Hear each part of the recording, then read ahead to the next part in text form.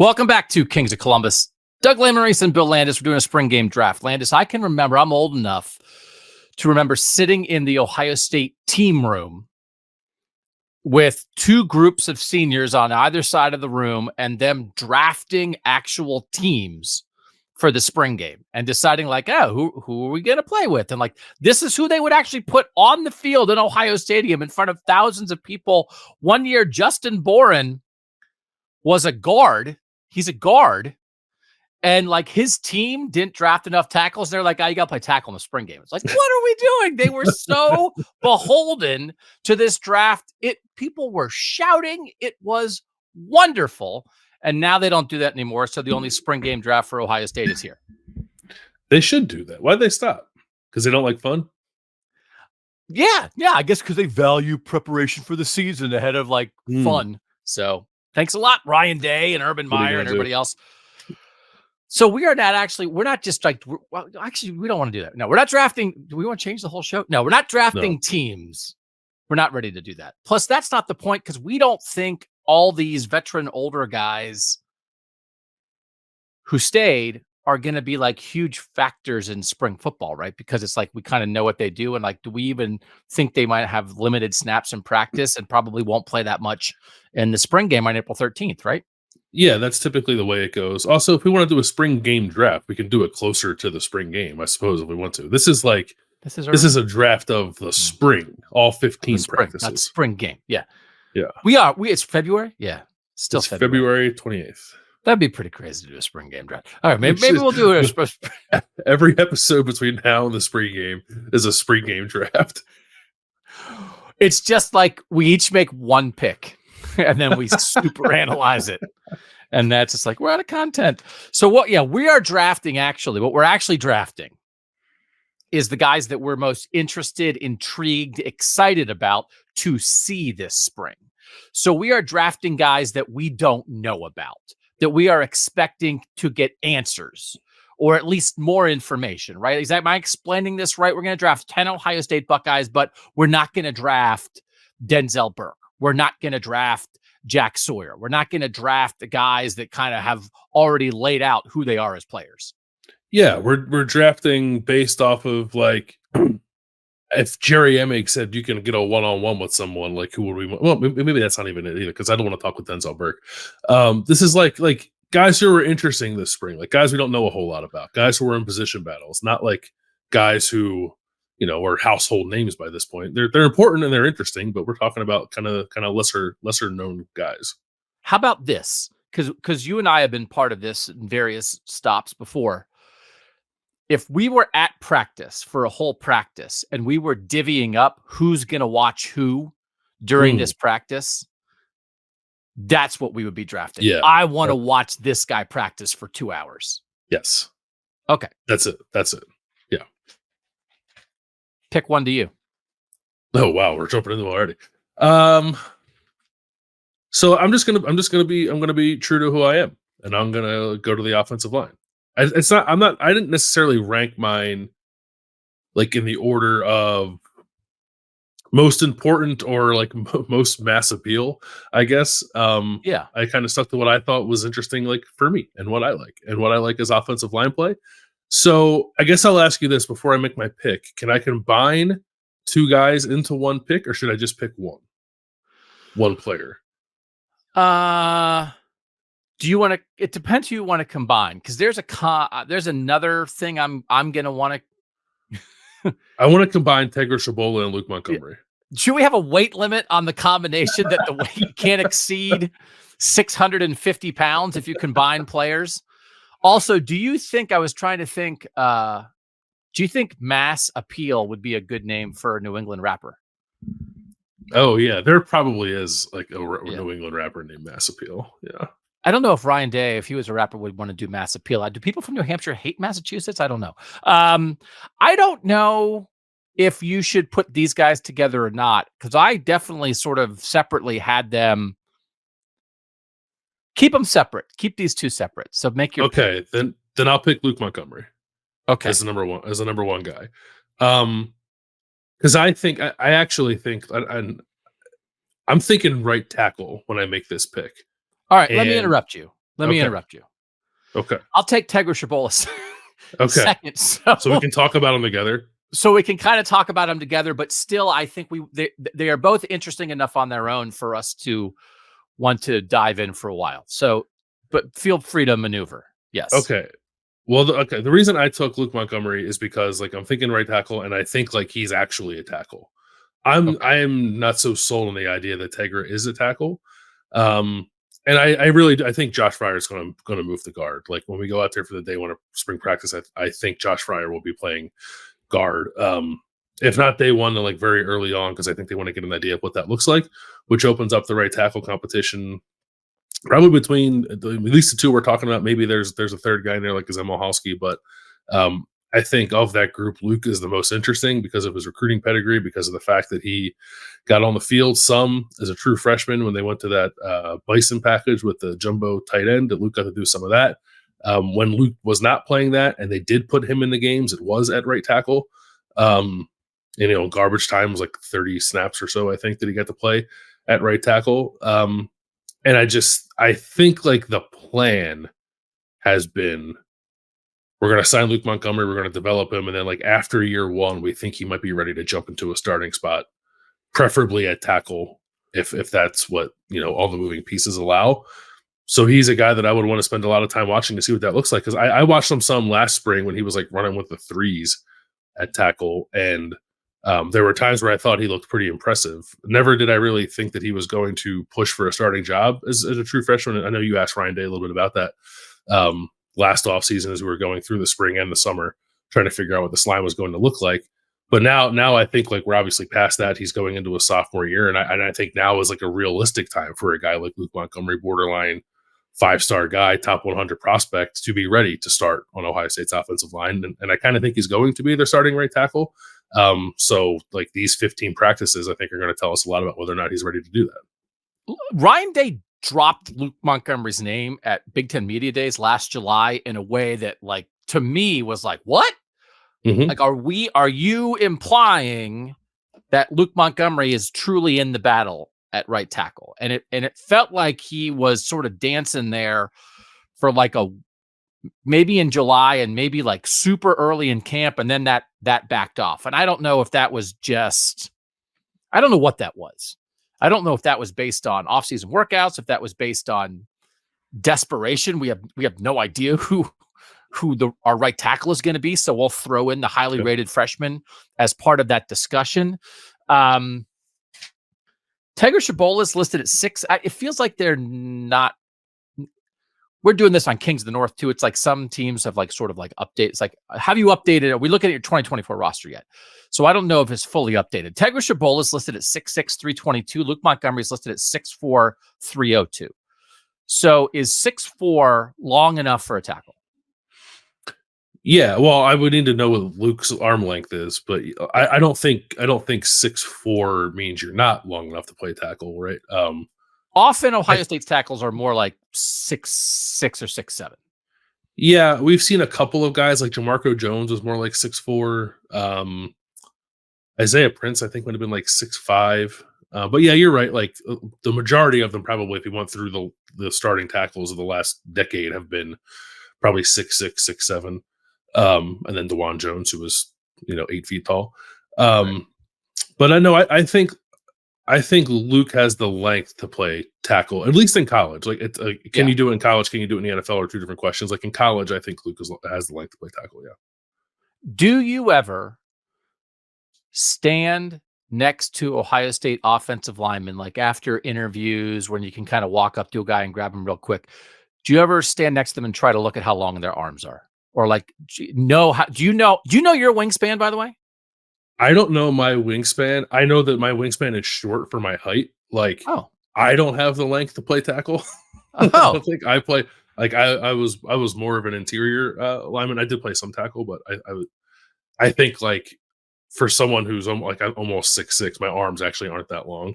So I do try to compare it sometimes. Like, are that guy's arms at least longer than mine? Because if they're not, then it's like, oh, you don't quite have the wingspan to play tackle. What if that was the test? What if that was what Justin Fry would like run recruits through, and like Justin Fry, like you're out of camp. Stand next to me. I'm out here like this. Go stand next. Oh, they failed the Landis test. Oh my God. Now I want to test my wingspan against your wingspan, because I'm wondering, do you think it's possible my wingspan's longer than your wingspan? I'm like 6'1". Yeah. Mm-hmm. Oh, I do. All right. We'll do that on our show. Is that good content? We used to measure people. You and I were on a podcast together where we once measured a human against a wall. Yeah. Remember that? Who did we measure? We measured Tim Bielik. I think we were trying to figure out how tall Tim Bielik was against. Oh, yeah, we did. We measured Tim Bielik in my basement. So anyway, so I'm intrigued by this. And there's a particular thing that, so it's like you said, can we combine them? I said, no. And then I was like, wait, let's combine them. Yeah. This is what I double checked. So I went back the last 10 years of Ohio State starting offensive linemen. Okay. And I went through, in what year did they win their starting job out of camp? Okay. And what year in the program? I think that I have 26 guys. Okay. Through last year, 26 guys. 3 of them are transfers who came into the program. So like I'm throwing them out because they weren't Ohio State's developmental guys the whole way. That's Malcolm Pridgeon, Jonah Jackson, and Josh Simmons. Okay. So that means we have 23 other guys. Okay. And I think only one guy won a starting job on the offensive line out of camp as a true freshman. Do you know who it was in the last 10 years? Ohio State offensive line? Michael Jordan. Okay. Yeah. There's only one guy who won a starting job, and I mean it for the first time, right? That I won the job as a 4th-year player. Only one guy as a 4th-year player, Josh Fryer last year. The only guy who won a job as a 4th-year player for the first time. Not Brandon Bowen? No, because he won it as a 3rd-year guy, then got hurt. That's right. And then came back and like re-won it as a 5th-year guy. Right.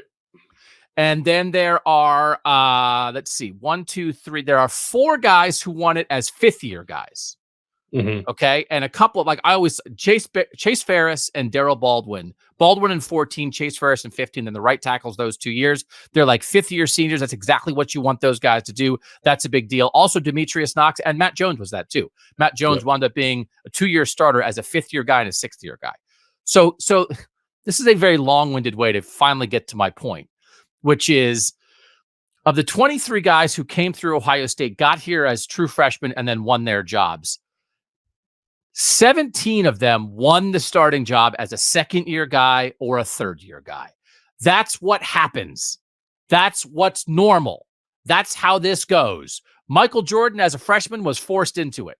Sometimes on the back end, you have 4th-year, 5th-year guys who just take a little longer to develop, or maybe there's just like the opportunity comes late. You know, Matt Jones kind of didn't win a job for 2 years and then won it, right? That you're losing out.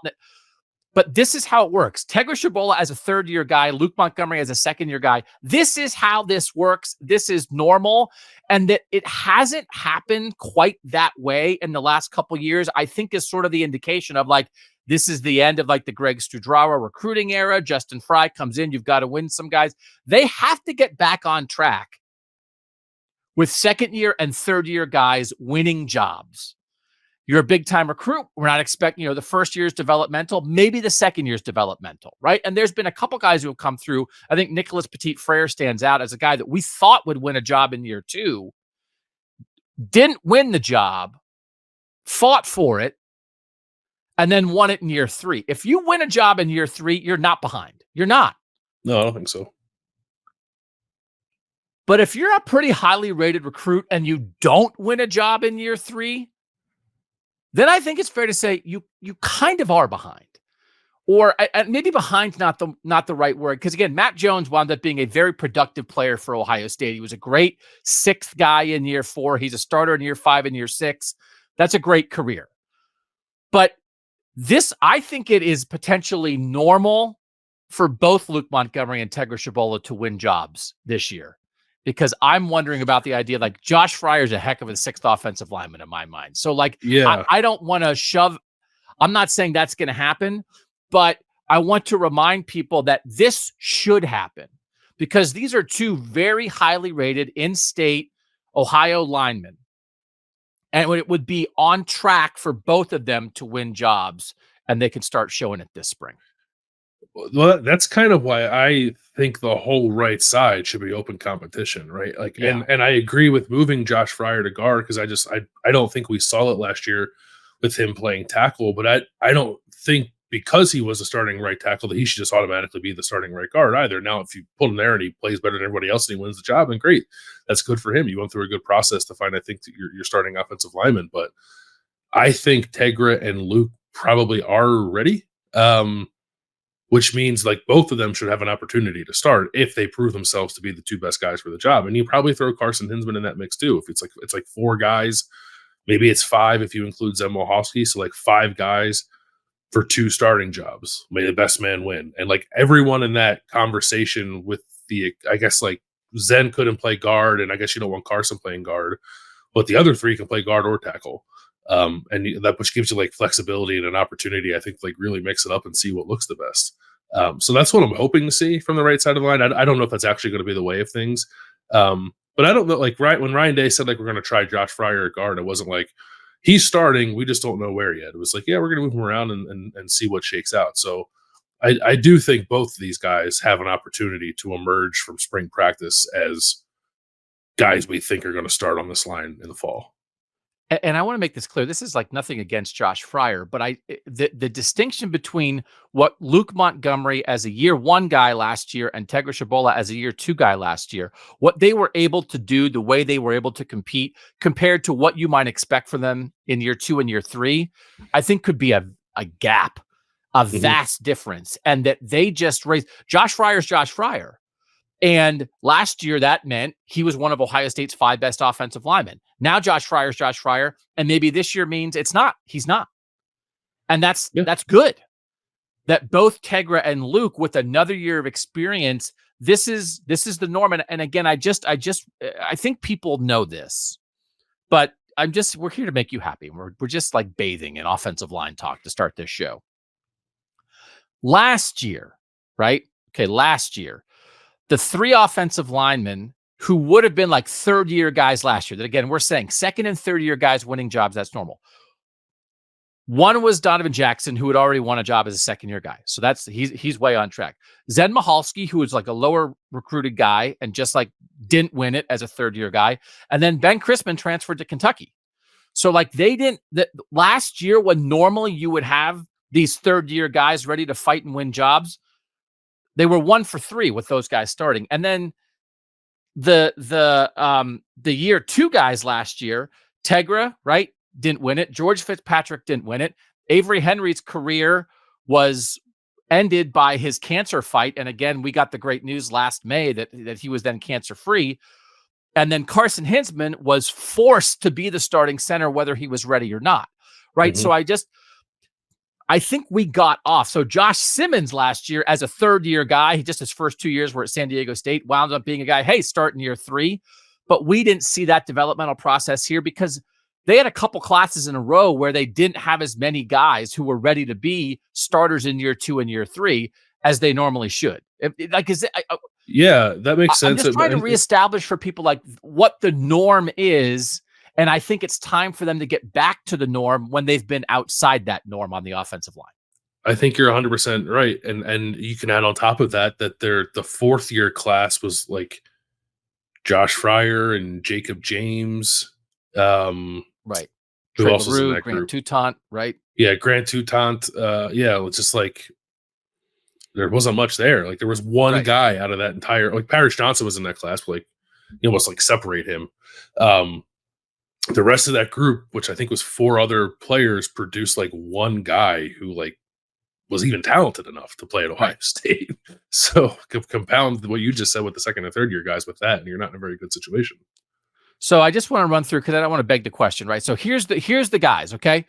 In the last 10 years of Ohio State offensive line play, Michael Jordan was the guy who became a starter for the first time in year 1. The year 2 guys, they won a starting job in year 2. Billy Price, Taylor Decker, Isaiah Prince, Thayer Munford, Harry Miller, Luke Whippler, Paris Johnson, Donovan Jackson, and Carson Hinsman. The guys who won starting jobs in year 3, Jacoby Boren, Pat Elflein, Jamarco Jones, Brandon Bowen, Josh Myers, Wyatt Davis, Nicholas Petit-Frere, and DeJuan Jones. So again, that like, I think I can remember a little bit, like Wyatt Davis didn't win a job in year 2, and he had been a highly recruited guy, and it was like, oh, what? And then like he had to play at the end of year 2, right, because of the injury, and then he was ready for year 3. But again, like it's year 3 is still normal. This is huge. These two guys in this battle, would you say one of them definitely will win a starting job? Like this is the open Matt Jones spot, however it works out, whether it means it's at guard, at tackle, will be filled by either Tshabola or Montgomery. Yeah, I think one of these guys is starting. Yeah. What do you think the chances are of both starting in the first game of the season? I don't know. Maybe like I'd put it at like between 30 and 40%, maybe. Okay. No, I think that's fair too. And again, I actually want to do it. And if you guys don't watch us on Kings of the North, we just would invite you to try it. We do that twice a week. We do Kings of Columbus here once a week. I would like to do something. I think, and it's not even underrated, one of the most important things for an individual team's success in a single year is offensive line health. So I would like to go back and maybe in the last 5 years or something, go through our Northern teams and find out how many starts did you miss? Like from the guys you expected to be your starting 5 offensive line in week 1, how many games did you miss due to injury? And it's Ohio State has been pretty healthy for a long time.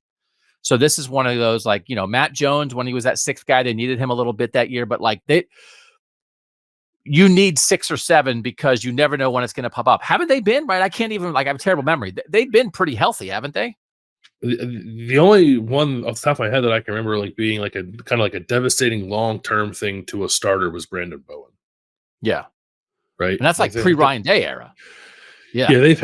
They've had some stuff here and there. Like they had to start Enoch Pamahi against Michigan 2 years ago. And they had like the Michigan State game in 2020 when like their entire offensive line had COVID. But aside from that, like there hasn't been they've been very lucky, I think. Okay. How's that? Do you want to do punters right away now? Or are you just riding high? You good? Look, anytime you can start a podcast with like roughly 20 minutes of offensive line talk, it's going to be a good day. All right. Pick 3 back to you then, since we both took offensive linemen to start. Oh, it's back to me. All right. Let's talk about CJ Hicks then. Okay. CJ Hicks is a guy, and I did ask, actually, I'll throw this in real quick. This was Avery. I sent this out to our tech subscribers, 614-662-4509. If you want to sign up, spring football is not a bad time to sign up for our tech subscription. You get a 2-week free trial. Avery did say, I am very eager to learn about the development of Luke Montgomery and whether he is ready to play right tackle. I believe that an elite top 100 guy like that should be ready to play in his second year. Despite being on the offensive line, Luke locking up the right tackle spot would allow Josh Fryer and Tegra Tshabola to get reps at guard, which is their natural position. That actually is like a really Avery said it like in 20 seconds. You and I we said took it 20 minutes. Yeah. So, but CJ Hicks is another person. When I sent out this as a survey and said, like, I looked at this, and I'll share this. I shared this with our tech subscribers. Obviously, I'm going to share it with everybody now. Last year, Ohio State had 29 guys play 200 snaps on offense or defense. 18 of those 29 guys are back. Okay. So if you played 200 snaps last year, I didn't include you in this list, but then I took like the top 10 most interesting people who didn't play 200 snaps and said, okay, like who are you most intrigued by this spring? Number 2 on that list of 11 players was Luke Montgomery. Number 1 was CJ Hicks. Yeah. Why is CJ Hicks a guy that you're curious about? I think for the same reason that everyone else who voted on that list is. Like it's odd to me that a guy who was so highly ranked as CJ Hicks, who was so important in his recruiting class to the point where he was called Captain Buckeye before he even got here, just hasn't done a whole lot, like has had trouble seeing the field. And the thing that's difficult for me is like, I don't have a good grasp on how much of that is because CJ Hicks wasn't ready to play or just because like philosophically Jim Knowles just doesn't rotate a whole lot at linebacker and Ohio State I think as a staff is a little slow to just throw young guys into games like in the second half when they're out of hand. So like there were some missed opportunities potentially for a guy like CJ to play more than he has, but I don't know that that's necessarily 100% a reflection of like this guy, wasn't ever ready to play more than he has. But now there's like no excuse to not put him out there this spring. Like he's going to get, I don't know, every meaningful linebacker rep this spring, or 90% of them. There's a little bit of a competition there, I guess, but I would think that CJ is kind of first among the guys aside from Cody Simon, who's going to get a lot of the linebacker work this spring. And then there's also, we have them listed here, if people are watching on YouTube, we have linebacker / jack. We need to figure out what's going to happen with that position. Cause like last year, there were at the very least like conversations with CJ Hicks about doing that stuff. Cause I remember, I think it was in the summer, must've been during camp. And like CJ was walking off the field, and I think maybe like heard people talking about the jack position or something. Maybe like Jim Knowles was doing an interview, and like CJ like said like he was excited about the potential of the jack position going into next season, and then like they never did it. So I don't know. Like there's a conversation there, I guess, to be had about what's the better fit for him. Like just be the starting will linebacker or be more of a hybrid player in this defense. And I don't necessarily know the answer to that because we haven't seen him play a whole lot of football, which makes this spring exciting. But you got to sort of figure out where he fits in positionally, and then I guess figure out if he's ready to take on starter level snaps, because we don't really know any of that about a guy who was a 5-star prospect 2 years ago or 3 going. We have to. 3 years we ago. have to combine again. I'll take Sonny. I'll take Sonny Styles. Yeah. We probably should combine them. We probably should combine them both. Yeah. So this was from Zach, one of our text subscribers, who voted for CJ Hicks. Since the rise of Georgia and Kirby Smart, I've wanted a dynamic, rangy first-round type linebacker for the Buckeyes, like the ones that have anchored and made the Georgia defense so strong. I felt that CJ would finally be that guy after a disappointing year where he didn't see the field much.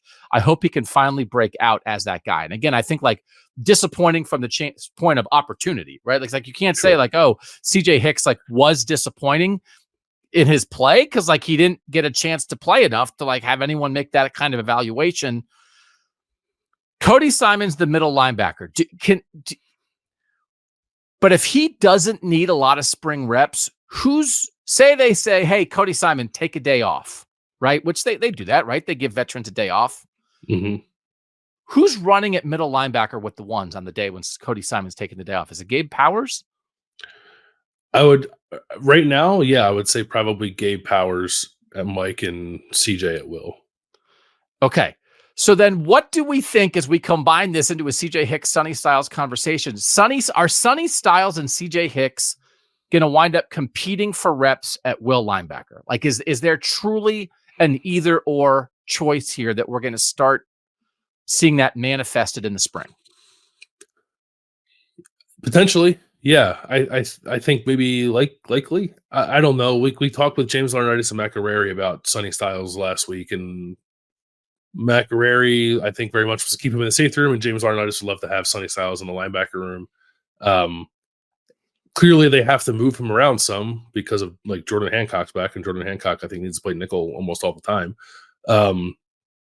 So I think it will develop into a situation where, unless the jack becomes a thing, Sonny and CJ will be competing with each other for snaps. Okay, so let's we have to figure out like how this actually is going to work, right? Okay. Mm-hmm. The two deeper safety spots, not the slot cover safety corner. Mm-hmm.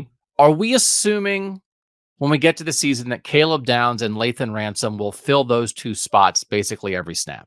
Yes. Okay.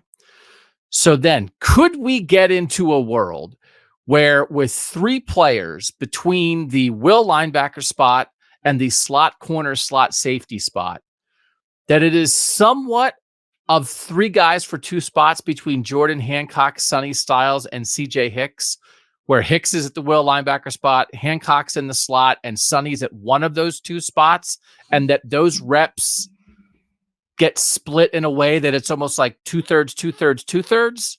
Or would you expect, no, it's going to be that Jordan Hancock is the slot corner, slot safety, against a team, whether they're throwing it or running it, because he's got to stay on the field. I mean, that's what it was last year before Lathan Ransom got hurt. So I think it very well, I mean, the linebacker piece wasn't necessarily part of that conversation, but the idea of like splitting time sort of depending on matchups was a thing before Lathan Ransom got hurt, and then like Sonny Styles and Jordan Hancock had to play all the time. So yeah, I think it could become that. I don't think Jordan Hancock should ever come off the field, but you can only play 11 guys, so maybe he will. Yeah. Okay, so let's play a little game. The game is called Should They Ever Come Off the Field? Mm-hmm. Should Caleb Downs ever come off the field? No. Should Lathan Ransom ever come off the field? No. Should Jordan Hancock ever come off the field? No. Should Sonny Styles ever come off the field? No.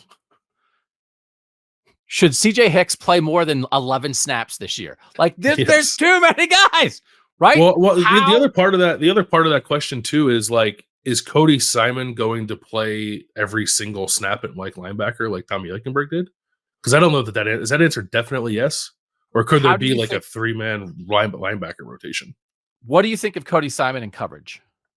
I don't like it. I thought he was really good last year, but like I didn't like when I saw him out there on passing downs.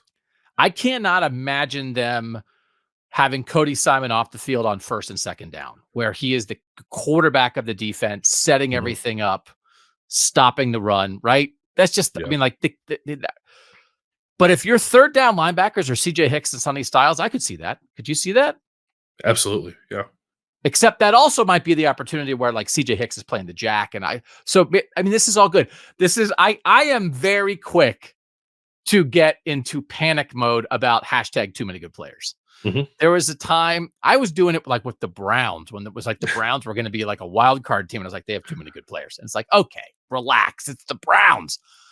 But this is where like the CJ Hicks conversation just is difficult to me, because there are, you just named 4 guys that shouldn't come off the field. And CJ Hicks played 75 defensive snaps last year. The other 4 of them were all full-time starters who have a lot of tape and a lot of trust. And it's just hard for CJ Hicks to like kind of break through that if he's not going to play Mike.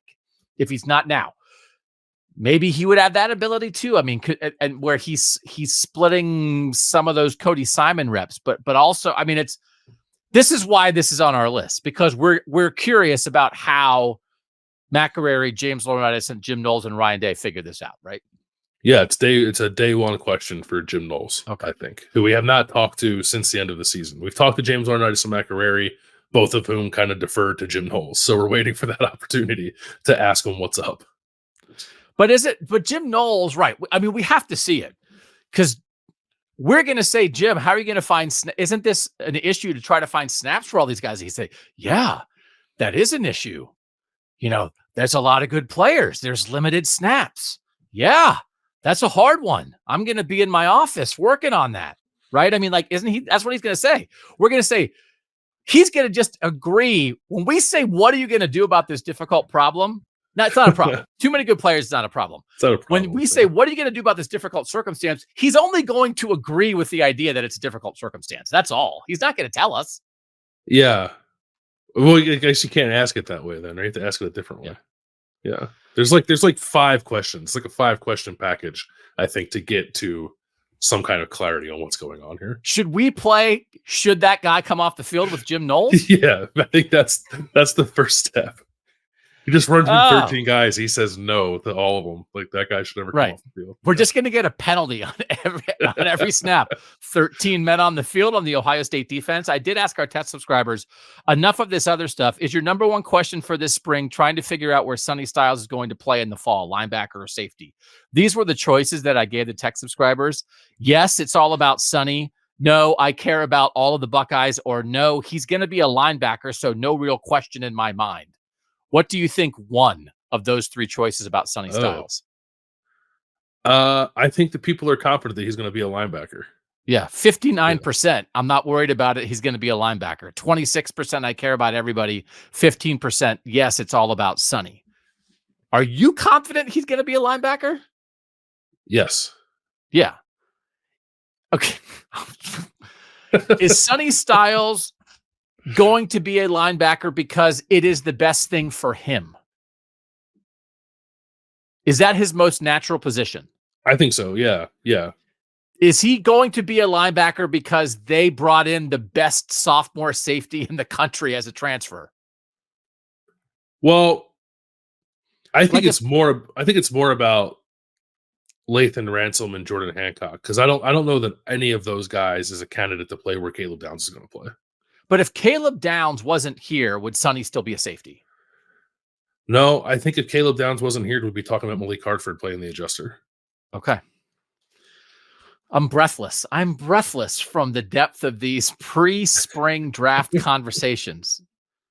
My God, they got to get on the field, man. When do they get on the field? Tuesday? Tuesday, yeah. Oh my God, there's so many things. Let's take a break now. Okay. We haven't even gotten to what I think arguably might be the most interesting thing. Take a breath. We'll be back on Kings of Columbus. I hope this is fun. It should not be this stressful. But it's because it matters and they have a lot of good players and it's interesting. And like, it just proves that we do care, Landis, about finding out this information. So we really want to find out what's going to happen with Luke Montgomery and Tegra Tshabola. And we really want to find out what's going to happen with CJ Hicks and Sonny Styles. Those without question, I think are the two biggest questions people have on their mind going into spring ball. There are others. We'll get to them here shortly, but like, what's going on the right side and where's Sonny going to play are the two things we're going to ask everybody every time we have a chance to talk to anyone. Offensive line really is a thing. Jeffy P wrote in and said it's all about the offensive line this spring. Drew said it's not a player, but a group. I know the offensive line and the linebackers are position groups with a lot of question marks. So that's real. So people understand what the situation is here with these guys. So, okay, pick 5. We're back to you. All right. I'm going to try to avoid another situation where we need to draft 2 guys back to back just so we talk about them together. Although I guess it's unavoidable at this position too, but I'll take Carnell Tate. Okay. I actually had Carnell Tate on my list too. I thought I was being fancy by having Carnell Tate. So explain to me why you want to take Carnell Tate. I want to take Carnell Tate because of Marvin Harrison Jr. and what he has said about Carnell Tate. And like kind of putting it out there that not only is like Carnell like the next one in the room, but like Carnell remind Marv of Marv with like the way he went about his work, which is I don't think just a thing that Marvin would say. Like I think that Marvin in the time that he was here like struck a pretty good balance of like propping up the guys who deserve to be propped up and like without disparaging people, like telling us like who had some work to do. And Carnell Tate was never in that second group. And now he's stepping up into a starting role, like trying to fill Marv's shoes. I would assume that that's where Carnell's going to get to play this spring. And we saw in year 2 just how ready Marvin was for that, just how ready Emeka Egbuka was for that. And I think it's fair to have similar expectations of Carnell Tate, even if those are incredibly high expectations and going to be pretty difficult to match. That's like the nature of the room here. So like I need to know that there's someone else in the receiver room aside from Emeka Egbuka who's like ready for this. Yeah. And I think Carnell Tate like clearly is the guy most likely to be able to step into that spotlight. I wanted to make sure we talked about Carnell Tate because I didn't want him to fall in between. Emeka Egbuka is back. He maybe could have been a first rounder in this draft. He has a 1,000-yard college season. Holy moly, what's he going to do? And Jeremiah Smith is a true freshman and the number 1 recruit in the country. And in between that is the guy who might lead this team in receiving. I don't know, like is probably is going to be their number 1 outside receiver. Like what he did, played more than 200 snaps last year. Could he lead this team in receiving, do you think? Yeah, I think so. Sure. Yeah. So I want to see if he looks like he's ready to be a number 1 receiver. Like if I was trying to like figure out, I was planning on drafting Carnell. How would I express that? And it's just like, will he dominate practice? Will he look like a guy who is gonna be, because there would be times last year when we'd be able to watch a little bit of like the 7-on-7s or 11-on-11s, right?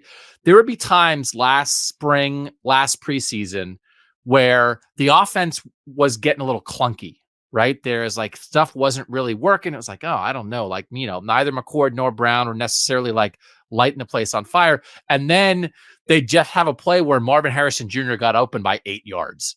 And Yeah. it sort of didn't matter who the quarterback was on that snap. It's like, oh, that's a 35-yard completion. Like, could Carnell Tate do that this spring? That's what I'm super curious about, because I think maybe he could, to what you said. Right. No, I think he could too. And I think the staff believes he could. Otherwise, he was starting in the spring last year, like when Emeka was out and Marvin was like on a little bit of a pitch count because he's Marvin. Carnell Tate was playing starter reps in the spring, and he played 200 snaps like in this world of Ohio State receiver play as a true freshman. I think is pretty noteworthy. So the fact that they were willing to give him that kind of workload, I think, tells you what they believe about him. But now you got to take a big step forward, and we all know what that looks like. That's the thing about what Brian Hartline has done. There's no hiding, even for people like us watching it, who like we're not Brian Hartline and we don't watch it or watch it with the same eye that he does. But we've seen enough greatness to know what it looks like, or to know like when it's coming. And I think there's an opportunity to show that at spring, especially going up against the guys in the secondary, right? Like he's going to be lining up across from some pretty good dudes pretty consistently throughout spring practice. So I want to see that too. Like, do you look like the guys who have come before you and played this role in the offense? Okay, that was a good one to talk about Carnell Tate. I'm gonna tease you a little bit with another one here. This is for you. Okay. But it's a true freshman, and it's not Jeremiah Smith. And so we did top 10 guys to watch in the spring in Northern football on Kings of the North earlier this week. Jeremiah Smith was one of the people there, and we had that conversation. We had a crazy predictions a week ago on this show about what might happen. We talked about, could Jeremiah Smith break the true freshman receiving record at Ohio State? So yes, Jeremiah Smith, but we've already talked about Jeremiah Smith a decent amount. I did do a separate question for the tech subscribers. Rank these early enrolled freshmen in order of your excitement, interest, and expectation level this spring. Jeremiah Smith was first. Defensive lineman Edric Houston was second. Cornerback Aaron Scott was third. Running back James Peoples was fourth. Then Bryce West in the secondary was fifth. And then came the guy that I'm going to bring up here. Sixth for the Texters, and it's Ian Moore on the offensive line. Yeah. And this is why, because I'm curious if Ian Moore looks like a guy who could be ready to start in year 2. Back to the conversation we had at the beginning of this show. But when you think about who'd they be losing a year from now, like just the setup. So where Luke Montgomery was a year ago, like, hey, oh my God, I'm not going to fall for it. Ian Moore is not going to start as a true freshman. But can he already begin to separate himself to be like, okay, here we go. He's a high-ranked recruit. He's been like, he seems ready for this. Are you curious to get your eyeballs on him? Yeah, I'm wondering if he can kind of be in the 2 deep by the time spring ball ends. Yeah.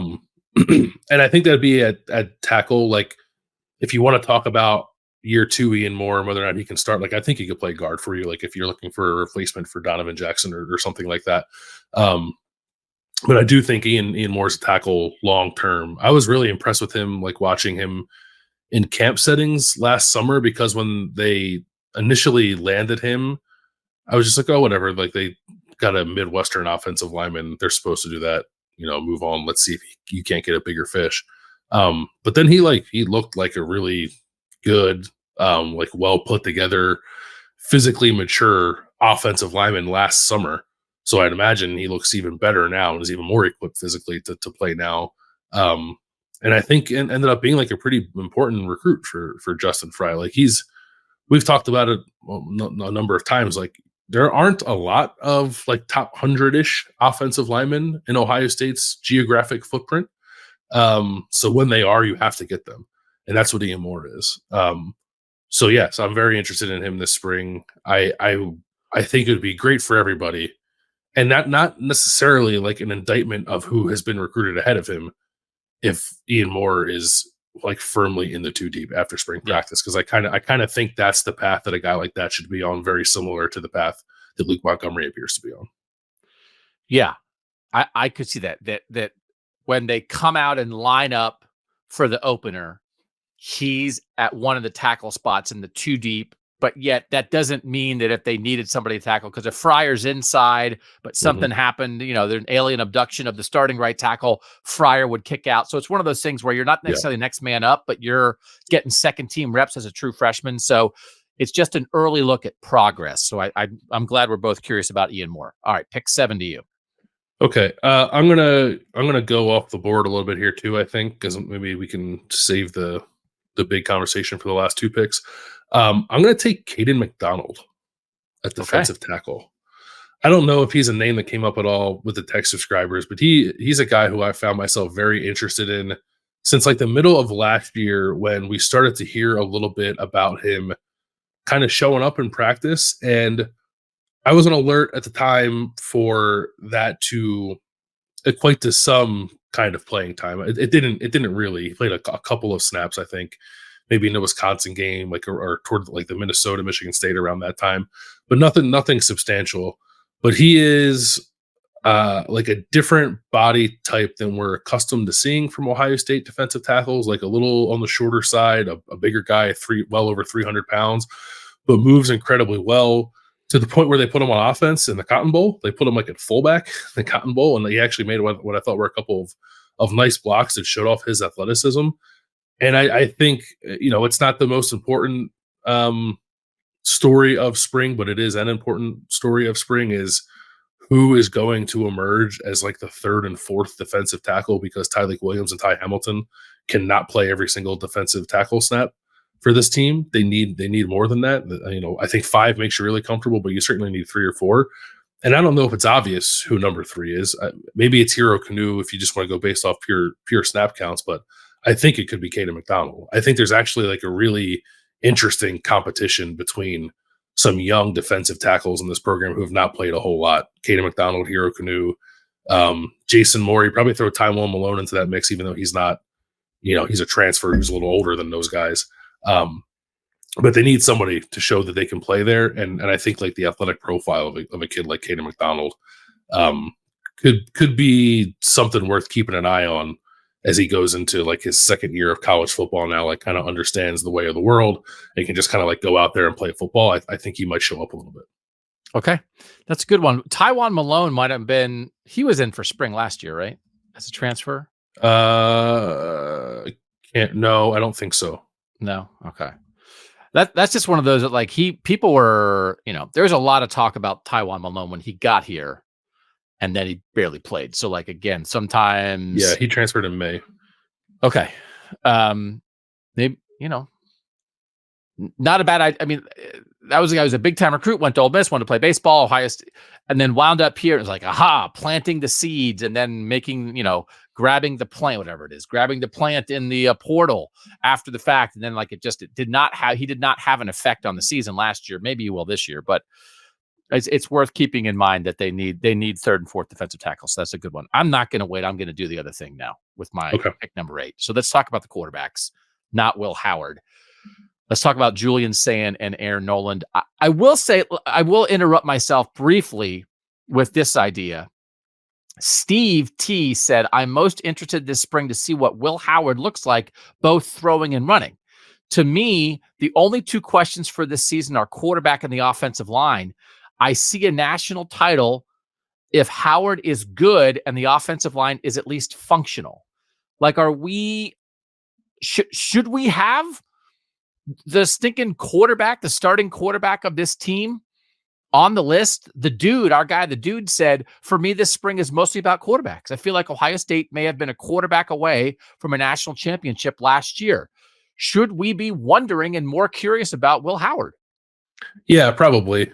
I think part of the reason we're not is because we take it for granted that he's going to be the starting quarterback, right? So it's almost like it doesn't matter what he looks like this spring. And that's not the reality. It does matter what he looks like this spring, but I think it gets overlooked because of the just like presumed nature of his, starting once the fall rolls around. But I'm interested to watch Will Howard throw the ball, because there were definitely times in the spring last year with Kyle McCord and Devin Brown, you're like, oh, don't know about the quarterback play right now. And I think we attributed a lot of that to like the offensive line working through stuff. But then I think once the season started, it was like, no, part of that was the quarterbacks not being particularly good. So we need to see, I think, something more than that, certainly from Will Howard this spring, I think, to make us feel good about where this is going. Can I also just would we consider Will Howard and Devin Brown a quarterback battle? Like, are we like? So a peek behind the production curtain here. Friday's podcast daily is our last spring position preview. When we talk about the quarterbacks, and I in the middle, I just asked the question, like, what is this? Because I don't is it a competition? Is Will Howard just the starter, and it's like a competition between Devin Brown and Lincoln Keenholz to be his backup? I don't know. Ryan Day's not been asked that question, right? Like, we just assume because they got a transfer quarterback that that guy's going to be the starter. Yeah, but it's not like they didn't go out and get the best available transfer quarterback who was lighting the world on fire the last 2 years. So I don't know. Yeah, I'm not operating that way, but his leg fell off in the first play of the bowl game when he was finally getting his chance. And also when he kind of had a chance in the middle of the year, his leg fell off then too, because he got hurt on a goal line play against Penn State or whatever. It's Devin Brown never really, he almost won the job last preseason. And then he never really got a chance. And now it's well, that's it. How can he compete with the Kansas State guys from Kansas State? So I don't know. Maybe we're completely. I think it's at least worth putting out there, right? It's not.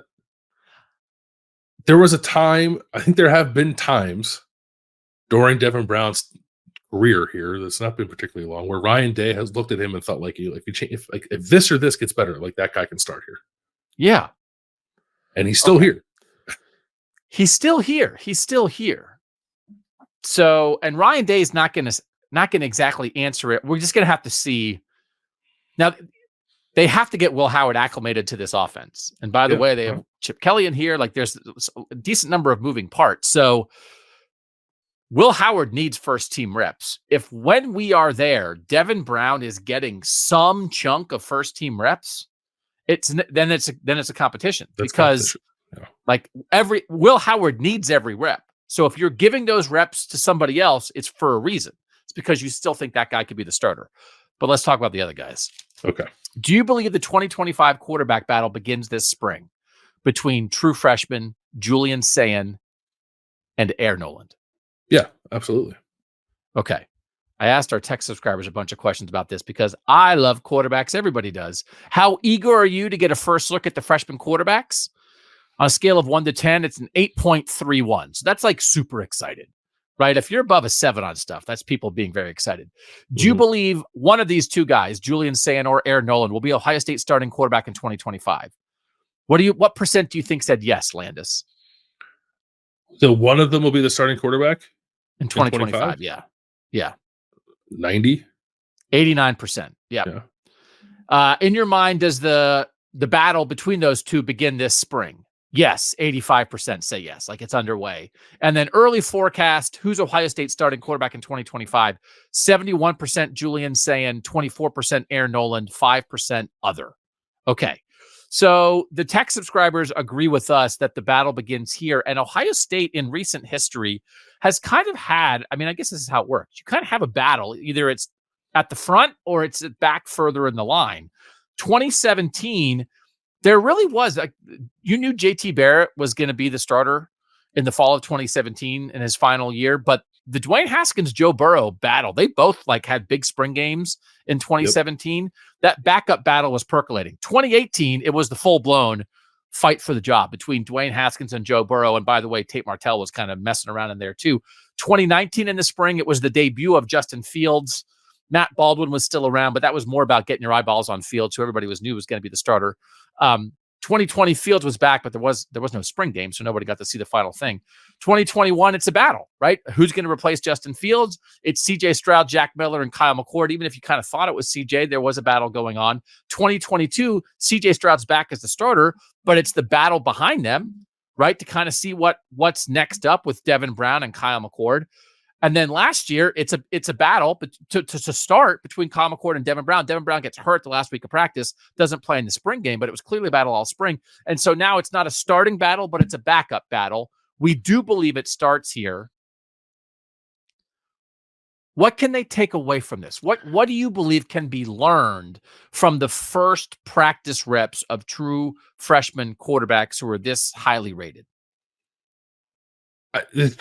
The thing that makes this difficult for me is it's hard. Like, we just had the conversation about like what is happening ahead of them, because I don't think there's a world where you can get all 5 of these guys work that tells you something meaningful, right? Like, okay. I just that seems borderline impossible. And it's Will Howard, it's Devin Brown, and like it's Lincoln Keenholz, I think, is going to get perhaps some first team reps too. Like, I don't know. I don't know how that's going to shake out. So like, if that's the case, then what's left for Julian, Sayin, and Aaron Noland? I don't exactly know. So it could be like less about what we see on the field and more about like how they handle their business off of it, how they prepare, the stuff they do in meetings, like a lot of stuff that we don't see, unfortunately. But we're going to hyper analyze, I think, the little bit that we do see, unfortunately for these pair of guys, I suppose. But I don't know. I think like this early in their careers, if we get to watch them in practice, I'm more just looking at like how they throw the ball. Like, does it look like an Ohio State quarterback should look like when he's throwing the ball, like accuracy, touch, anticipation, all that kind of stuff, more so than like, am I getting a feel for whether or not this guy can run the offense? Because I don't know how many opportunities are actually going to get to show that in such a crowded quarterback room. I think it'll be one of those where when one of them is the starting quarterback in 2025, people are then going to say, oh, last year, right away as a true freshman, he really was, you know what I mean? Yeah. Killing it in the film room, or really was connecting with his teammates, or did a great job running the scout team or whatever. They're not going to say it now. But then after the fact, people will admit that what happened this spring and during the freshman year in 2024 did matter in the eventual choice of the winner, because the winner will have done something right during the course of this. So that's how this works. But again, if we were saying, hey, who do you want to watch? And it's like, I've got eyes on Aaron Noland and Julian Sayin wherever they go. How do people talk to them? What does it look like when Chip Kelly whispers in their ears? How are they talking to their receivers off to the side while they're waiting for their chance to throw? And if they get 7 throws in the course of a practice, what do they look like? We'd be ravenous to get that opportunity to see that stuff. Yeah. I'm going to try to keep my eyes on them wherever they go as much as we can. No. I get to, because I picked them. You don't get to watch them. You got both of them? Yeah. Okay. Yeah. All right. I'll watch the other. You're going to be down at the offensive lineman the whole time. They put the offensive line in the spot that's like impossible for us to watch them. It's the thing I hate most about going to Ohio State practice. It's like they're intentionally sabotaging me. Yeah. By sticking the offensive line in the corner. They always put the defensive lineman like right in the middle, where we could, like, not in the middle, but like right up front where we can get eyeballs. You can jump into a drill with Larry Johnson if you want to. We're so close to that. Larry Johnson's very confident. He's like, you can watch anything. I don't care. Okay, so here's what we've done so far. The picks: Luke Montgomery, Tegra, Tshabola, CJ Hicks, Sonny Styles. They were the first 4 picks, but we really talked about them in 2 groups of 2 there. Carnell Tate, Ian Moore, Caden McDonald. The quarterbacks as a combo with pick number 8. Your last pick at number 9, Landis. Who do you want to focus on? I'll go. Can I go back to receiver and take Brandon Inniss? Can I do that? I think there's an interesting conversation that's going to have to start to take shape this spring about like what exactly Emeka Egbuka is going to do in terms of like, is he going to play in the slot? Is he going to play outside? Is there going to be some kind of balance between that? Because I think Brandon Inniss is ready to help this offense, but I don't think he is a candidate to play outside a ton. I think he is just like build skill set is more hemmed into being a slot receiver maybe than some of the other guys we've seen that have some flexibility between the spots. But I think they're going to want to find ways to get him onto the field, and I think like Chip Kelly's arrival even like maybe like enhances the opportunities for Brandon Inniss a little, because he is a guy who I think has some like ball carrying skills, and we know that Chip likes to get creative. I think Brandon Inniss, for being like he's not a small guy, he's 6 feet tall, but a smaller receiver compared to the other guys in that room, is a pretty good blocker, and Chip likes to use his receivers as blockers in kind of creative ways too. So I think there's an opportunity to like really develop some fun ideas around Brandon Inniss's skill set. But I'm wondering about like the opportunities to actually get on the field if we just assume that Emeka Buka is going to keep playing like 75% of his snaps in the slot. I don't think that Emeka will, and that will open up opportunities for Brandon Inniss. So I'm excited to watch him play, how they use him. And I guess I'm excited to see if they want to use him in the kick return game. I know we get excited about like young skill guys doing that all the time, and then they never actually use them there. But like, are they more likely to do that because now Ryan Day has more of a hand in special teams play than he had previously? I don't know. Maybe one doesn't have anything to do with the other. But I think Brandon Inniss could be like an awesome return guy too if they decided to put him there. So there are a couple of different ways I think that he can help them, and I think he's ready to do it as a sophomore, as long as the openings are there to get him on the field. So when I did ask our tech subscribers about anybody who's not a true freshman who didn't play at least 200 snaps last year, I gave 11 names. This was the order of those names in their vote. So they were most interested in CJ Hicks, then Luke Montgomery, Jelani Thurman, a tight end that, again, we talked about on the show last week because you predicted he'll play at least 400 snaps this year. He was third. Brandon Inniss was fourth. Mm-hmm. Then defensive end Kenyatta Jackson, cornerback Jermaine Matthews, defensive end Caden Curry, defensive tackle Hero Kanu, then Tegra Tshabola, then running back Dallin Hayden, then cornerback Calvin Simpson Hunt. Those were all the returning guys, fewer than 200 snaps that I gave them. I'm not going to pick any of them. I'm going to go off the board for my last pick. Is there anybody else in there you want to talk about? I will say someone nominated Kenyatta Jackson and said Kenyatta Jackson is in a make or break position. And that's our guy, Varen, suggested that. I was so excited about Kenyatta Jackson last spring and loved what I saw from him in the spring, and then he didn't play at all. And so like my heart was broken. Mm-hmm. So I don't know what to think in a world where Jack Sawyer and JT Tuimoloau both stuck around. I don't know. Is there something about Kenyatta Jackson you're curious about? I'm not going to pick him because I felt like I got burnt when I picked him before. But again, the difference between year 3 and year 2 might be a lot. I'm just curious about rotation at defensive end, sort of generally, and because I think Jack and JT played too much last year. Okay.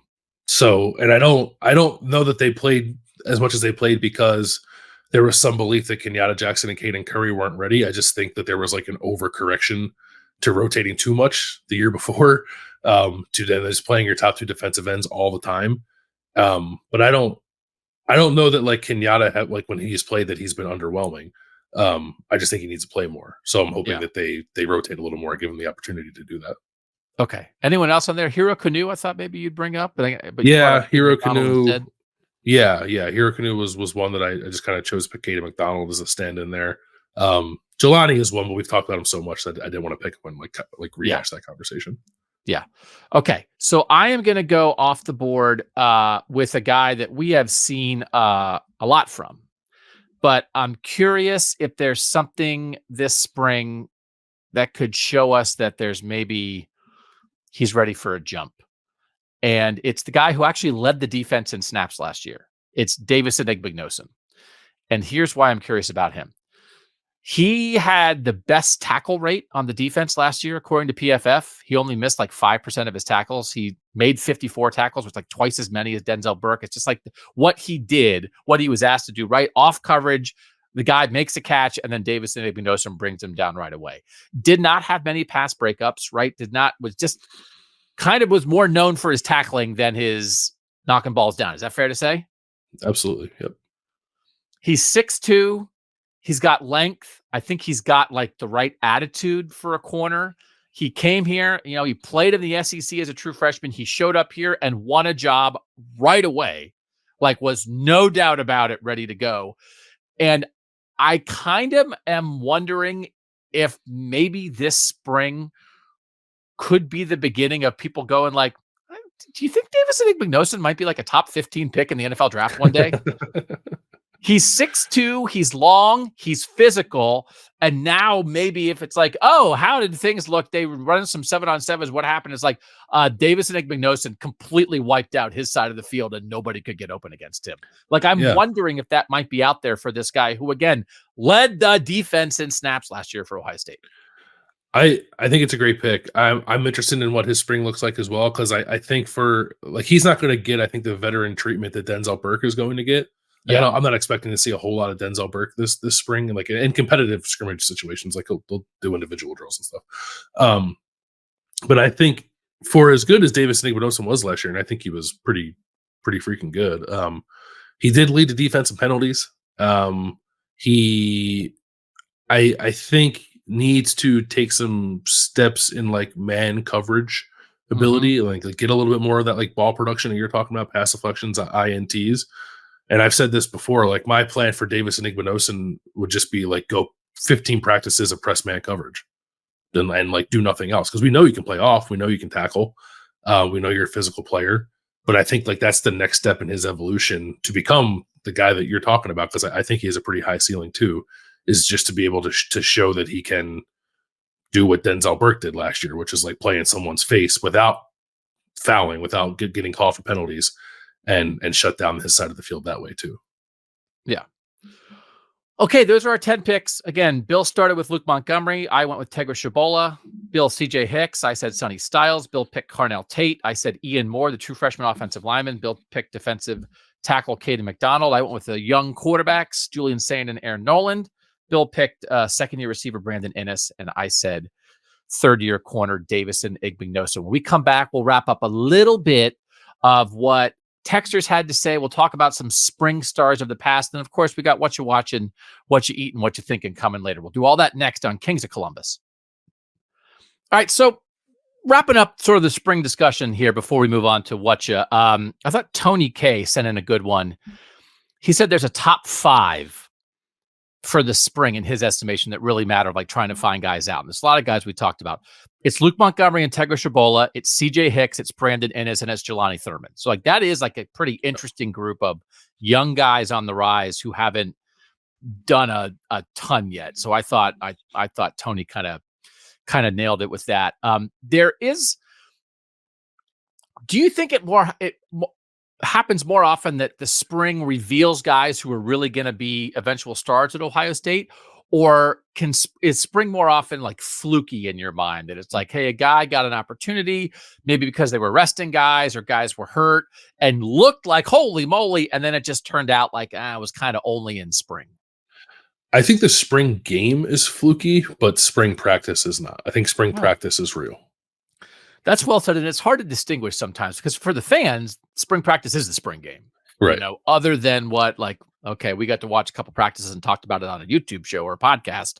Bam Childress, right, is the thing that everybody brings up all the time. 2003 spring game, more than 100 receiving yards. This is one of those where, in a world where everybody like names awards for people, the Bam Childress spring game player, most valuable player award would be a thing. So, like, you know, we ask people like, who are some of your favorite spring game stars of the past? And Jeffy P said it wouldn't be spring without Bam Childress. So, like, people remember that. Someone brought up T.Y. Williams, who is, this is from Drew. Drew L. said T.Y. Williams, who in the 2011 spring game caught a 68-yard touchdown pass from Taylor Graham. My God, bringing it back. T.Y. Williams, he was just tall. And so all people did for 3 years was talk about how he's going to be a target in the red zone, because that's all people can do when you have a tall receiver. And Taylor Graham was Kent Graham's kid. And it was like, oh my God, Kent Graham to T.Y. Williams, watch out. That's like CJ Stroud to Jackson Smith and Jigba just a decade earlier. Didn't exactly work out that way. Someone did bring up our guy, Tathan. Zach brought that up. Tathan Martell, baby, as a spring game. Can you remember being excited by springs of Tate Martell? No, I can't, because whenever I think of Tate, I automatically think of 10 for 10 against Rutgers.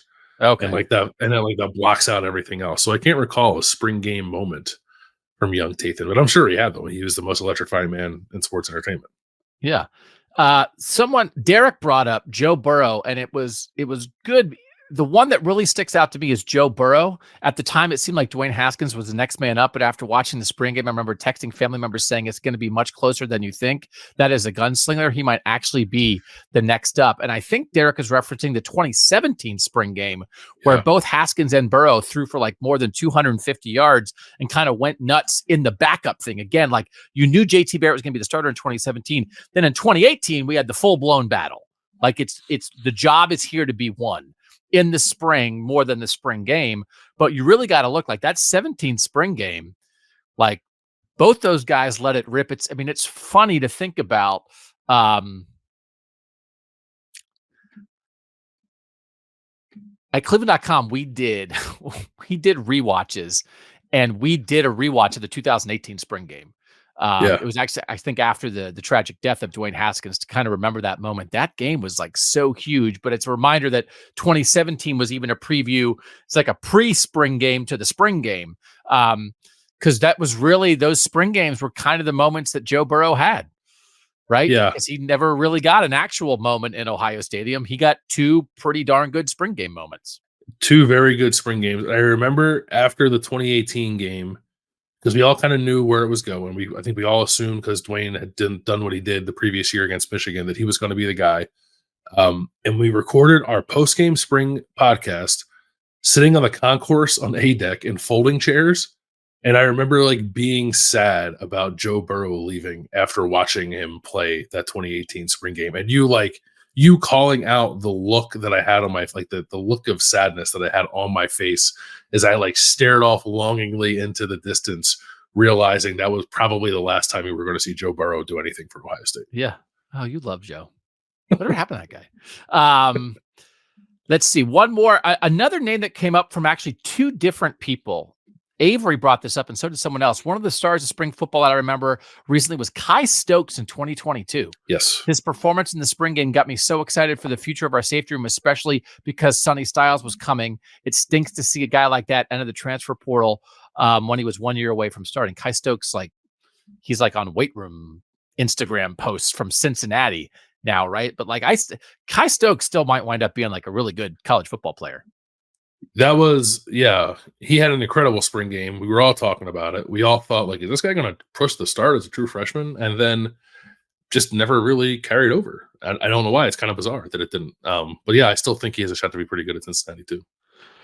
So, again, the spring game is a long way off, April 13th, but spring practice starts on Tuesday. And we are expecting, Bill, right, to have a decent amount of availability next week with coaches and hopefully some players. And we're really hopefully get some eyeballs on some stuff, just so everybody knows, it's here.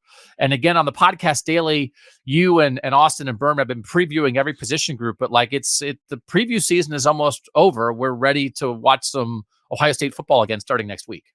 Yeah, I think I think the plan at the moment is to do something on, talk to people on Monday, probably just talk to Ryan Day on Monday, before spring practice starts, which I always think is good to get a little bit of lay of the land of who's practicing, who's not, before you actually go out there on Tuesday and oh, this guy's standing off to the side with his helmet off. And then I don't know if I can't remember if we got to watch all of the first spring practice last year, but we did end up watching, I think 4 or 5 full practices, including the spring game. And I do believe that is the plan, to get similar eyeballs on practice this spring. So we should have a lot to talk about.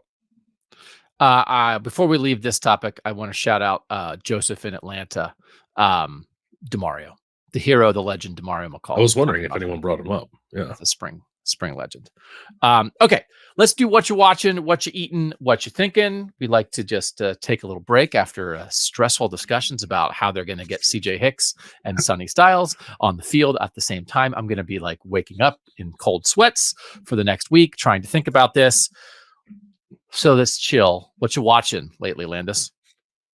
So I actually rewatched last night Dune, because I want to see the second one. Comes out this Friday. Dune Part 2 comes out on Friday. And I had watched the first one on HBO Max or something, like whenever it first came out. And I remember like liking it, but not loving it, and like being a little confused by it. So like I wanted to watch it again and like actually pay attention or pay more attention than I paid last time. And it was like a reminder, like it's pretty good. But also like more, it's a good like film, like it's well acted, whatever, like it's interesting. It is among the more visually striking movies I think I've seen, like with their use of digital graphics and like the way that they created some of those worlds that they're in. Like it's pretty wild looking. And it just has me very excited to see the second one. Because apparently it's like way better than the first one. And I thought the first one was pretty good. So I wanted to refresh my memory on everything going on there before I went and saw the sequel. About a sand wizard? What's Dune about? What's the guy do? Yeah, it's like a sand wizard. Yeah. Sand wizard? I mean, it's like Star Wars, but better. But like Star Wars, but only the part where they're throwing people in the sand pit. Like all that. It's all sand? Is it all sand? It takes, well, the first one anyway. I don't know. I didn't read the book or books. I'm assuming there's more than one. So I don't know exactly what happens after the first movie, but the first movie does take place on a sand planet. Yes. Sand planet. Yeah. Okay. Yeah. Because I've never seen any Dunes. Never read Dunes. Never watched Dunes. And now I feel left out. I should watch it. You would recommend I watch it? I would. Yeah. Okay. Here's what I watched. I don't understand how Hollywood works sometimes. So I watched a movie on Hulu called Maggie Moore, and it stars John Hamm and Tina Fey, which to me is just like, are they the two biggest stars on the planet? It's Don Draper and Liz Lemon. How can you get bigger than that? This should be a gigantic movie. It's John Hamm and Tina Fey. It's like, forget Timothy Chalamet and Zendaya. These are the two most important actors in the world. Like to my 50-year-old brain, that's how that works. This movie was produced by Chicken Soup for the Soul. Like produced a movie. Like when they're not making chicken soup for the cat sitter's soul, they are making a movie. And it was also produced by Redbox, which is like the people who bring you DVDs in the grocery store, also produced a movie. I have no idea how this got made into a movie. It feels simultaneously like it should be a much bigger, like gigantic movie because again, it's Don Draper and Liz Lemon. And also it feels like something that like middle schoolers made in their backyard. It is so violent. It is so strange. There's a Ted Lasso guy in it. It's two famous people. The guy from Ted Lasso who was like the nice soccer manager, then became a mean soccer manager. And then 50 people you've never heard of before. There's a guy whose first name is Happy. His name is Happy, who's in the movie. Like the actor's name, not the character's name. It is ridiculous. And I'm so confused about what constitutes a movie these days because John Hamm didn't have anything better to do than do this movie. I think it must have been like a 9-day shoot. It's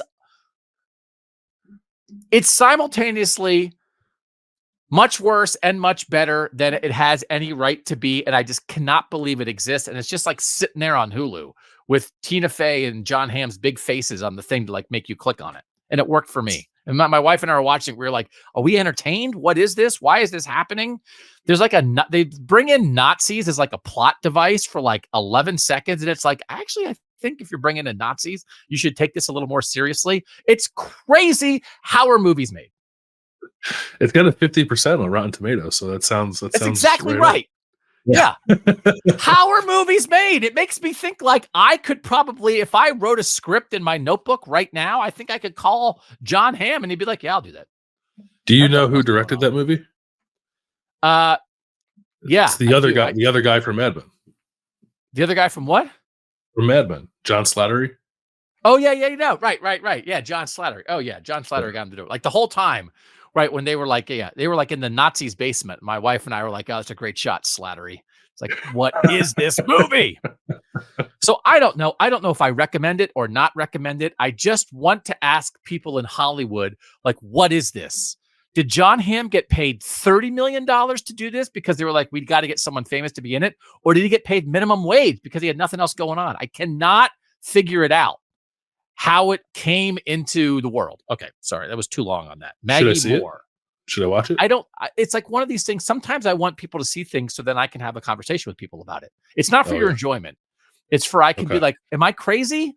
I was begging Berm to watch American Fiction because I want to talk to somebody about the ending of that movie. And so it's like, I don't know.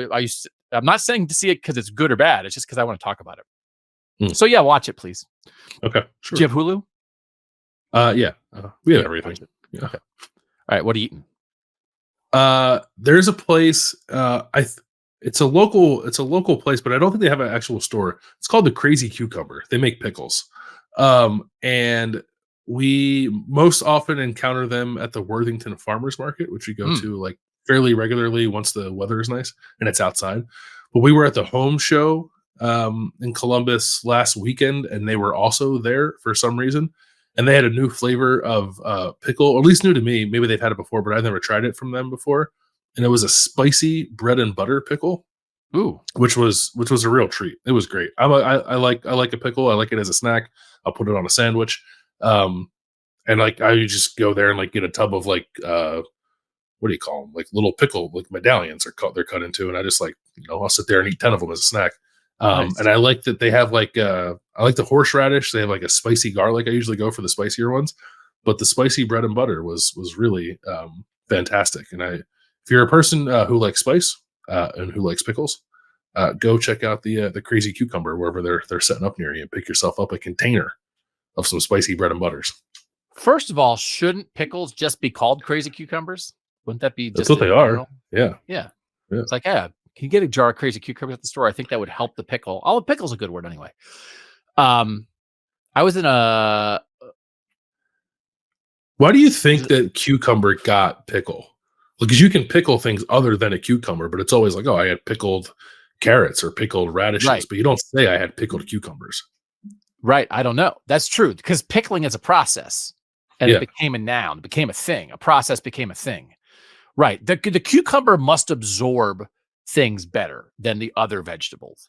Yeah. So it took the crown, it took the title of the process as the name. Good for them. It tastes, the pickle is on bread and butter, or the flavor is bread and butter? Spicy bread. The flavor is bread and butter, which is just like a. How can you make a pickle taste like bread? You never had bread and butter pickles? What does that mean? It tastes like bread? The flavor. No, it tastes mostly like it's like there's like a buttery flavor in there, but it's mostly just like sweet. I feel like they're tricking you, but by the name bread. I mean, if they put the word bread in the title of something, you're going to eat it no matter what it is. Yeah, that's true. But it's just a sweet pickle. That's all it is. Yeah. My daughter and I went to a Renaissance fair a couple years ago, and they were like, there's a guy walking around like selling pickles as we watched the jousting, and it made me think like, man, I could have lived in the 1500s. You just watch jousting and eat pickles. What's better than pickle on a stick? Did they put it on a stick? On a stick, yeah. All right, so I was at a Mexican restaurant, and I got, when you go to the Mexican restaurant, I love getting the combo, right, where you can pick 2 or 3 things and you just piece it together. And I just thought, like, it's just you don't have to decide between a taco or an enchilada or a taquito or I always like the chili relleno with the stuffed pepper, right? I mean, you get one of everything and you just make your own combo. And why don't they have that at American restaurants? Can you imagine if you could go somewhere and it's like, I got the American combo, give me 1 hot dog, 1 hamburger, and 1 chicken finger. Do they have that? That is like kind of the conceit of Cookout fast food. Oh, it is? But we don't have those up here. Like I go to Cookout. I go to Cookout and I get like a cheeseburger, a bacon wrap, which is just like a tortilla with bacon and lettuce, tomato, and mayonnaise, and then like hush puppies, and then like I wash it down with a milkshake. Oh, but that's like Cookout is like you build a tray of different menu items, but it doesn't have to be like a burger and fries. It can be like a burger, a chicken sandwich, and a cheese quesadilla if you want. Oh, okay. Well, they did it then. Congratulations to them, but they're in the South, huh? The closest one I think is Kentucky. Yeah. Okay, we can't talk about them. Dang it. Yeah. We need a northern version of Cookout for the American combo. Okay, I'll make a note. We'll start a franchise. What are you thinking? I'm thinking about the Fanatics and how terrible they are.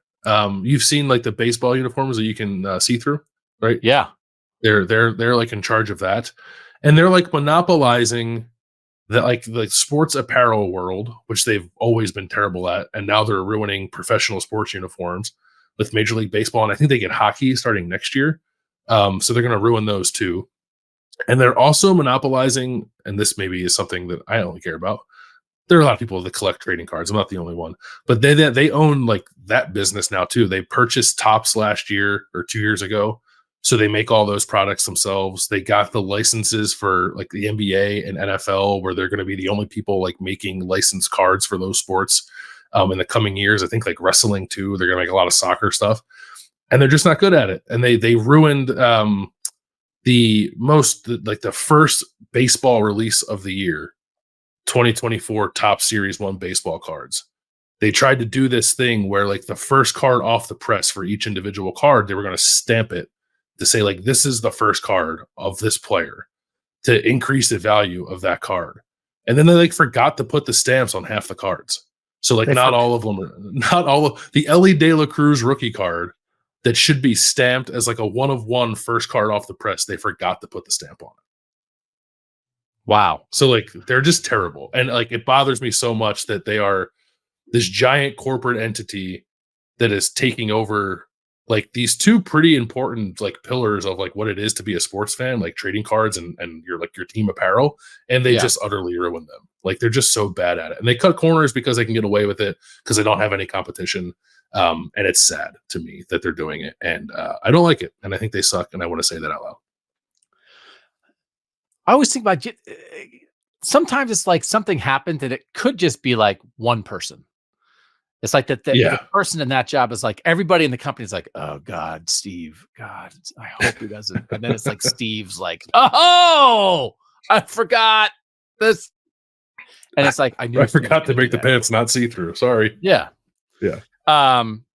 See-through pants. Like I was saying, it's like college football. Everyone's like, oh, college football. They're trying to like figure out the evolution of the entire sport and a payment model to fairly compensate these athletes who have never been fairly compensated. And like, of course it's going to happen, but it's very complicated. And there's a lot going on, and everyone's like, oh, like college football. And then it's like, baseball's like, everybody can see our dongs. It's like, okay, could be worse. College football.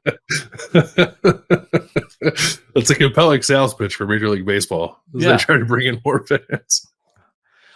So I was I have reached the point now with Whatcha where as I'm living my life, things are happening to me, and I might think to myself like, oh, that'll be a good Whatcha. So I was driving and I didn't have my phone plugged in to the radio. So I was just like listening to the radio. I never listened to the radio. And I was just like flipping through the radio, trying to find a song. Right. And I literally have not done that in years. And I was just thinking to myself, man, let's talk about how crazy it used to be. Like when you were driving around and just be like, okay, there's 14 radio stations. I hope one of them is playing a song I like, or I hope they're not all a commercial, or I hope I don't catch it right in the last 10 seconds of a song. And I was thinking, man, what a miserable experience it was to live in a world where when you were driving around, you were at the whim of a DJ, of a record label, of like, oh, they're playing this song, right? And you had no real choice. And how much we have it so much better now. You can completely control your phone. You listen to whatever you want to listen to. Flipping is horrible. And then I was flipping and I flipped and it was Motown Philly. And I was like, oh man, I love flipping. Yeah.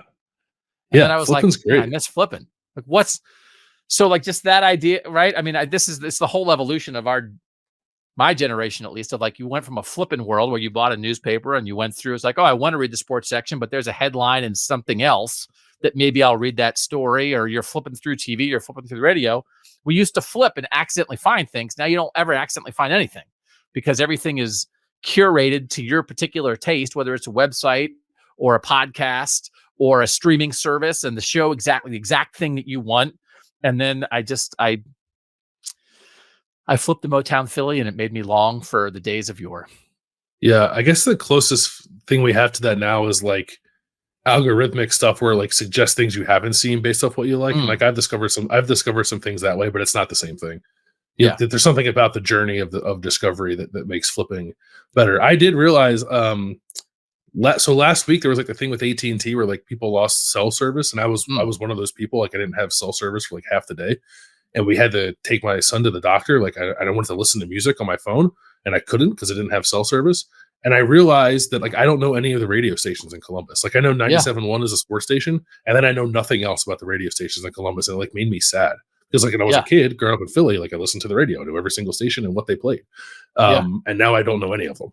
And, like, they exist, but I couldn't tell you what number they should go to find what genre of music. No idea. Yeah. Flipping, man. Yeah. Okay.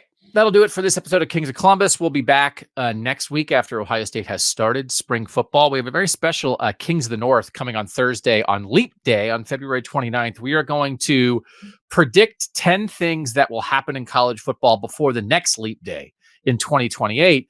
And we will reference 10 things or more that happened since the last Leap Day in 2020 to remind you of how long 4 years can be in the life of a sport. So we're super excited for this one. We're going to make some crazy predictions, but running through the list of the things that have happened in the last 4 years in college football. And it's not just realignment. We mostly want to talk about football stuff, but also like a conference exploded. So I think I'm really looking forward to that conversation, Bill. I know we've like sort of outlined what we're going to talk about. So if you haven't listened to Kings of the North, we would direct you to that on Thursday. Make sure you listen to the podcast daily as Bill and Austin and Berm run through the final position groups here before Ohio State starts spring football next week. As always, we want to thank our great producer, Mike Yorostowski, for making us look good and sound good. For now, he's Bill Landis. I'm Doug Lesmerises, and that was Kings of Columbus.